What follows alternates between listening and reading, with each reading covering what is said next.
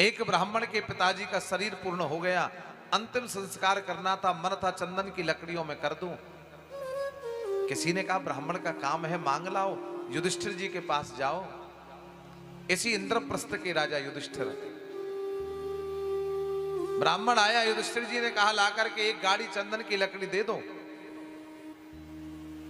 सेवकों ने आकर बताया महाराज लकड़ी भीग गई, बरसात बहुत आई ना, पूरी की पूरी लकड़ी जलमग्न हो गई है। ब्राह्मण ने कहा आपने मना नहीं किया, लेकिन मैं जल की लकड़ी ले जाकर क्या करूंगा, मेरे पिता का अंतिम संस्कार नहीं होगा।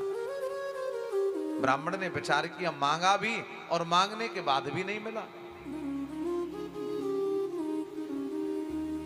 किसी ने कहा कि तुम अंग देश के राजा कर्ण के पास जाओ एक बार।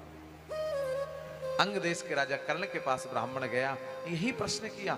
अंग राज कर्ण ने कहा कि एक गाड़ी लकड़ी लाकर दे दो। सेवकों ने कहा महाराज लकड़ी भीग गई। ब्राह्मण चलने लगा, कर्ण ने कहा कहां जाते हो? बोले भीगी लकड़ी लेकर नहीं जाऊंगा। कर्ण ने कहा आपसे किसने कहा कि भीगी लकड़ी दूंगा मैं? ब्राह्मण ने कहा महाराज जब लकड़ी है नहीं सूखी तो दोगे कहां से?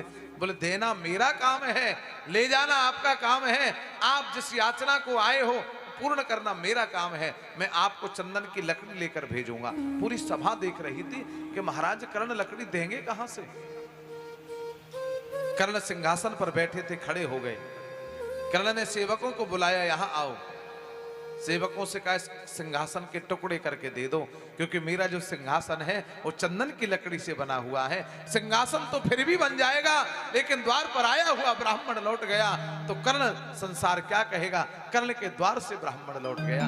सिंहासन तो युधिष्ठिर जय का भी था, चंदन की लकड़ी का था, लेकिन देने की प्रवृत्ति नहीं थी। प्रवृत्ति बनाओ अपनी, जब तक प्रवृत्ति नहीं होगी तब तक दान नहीं होगा।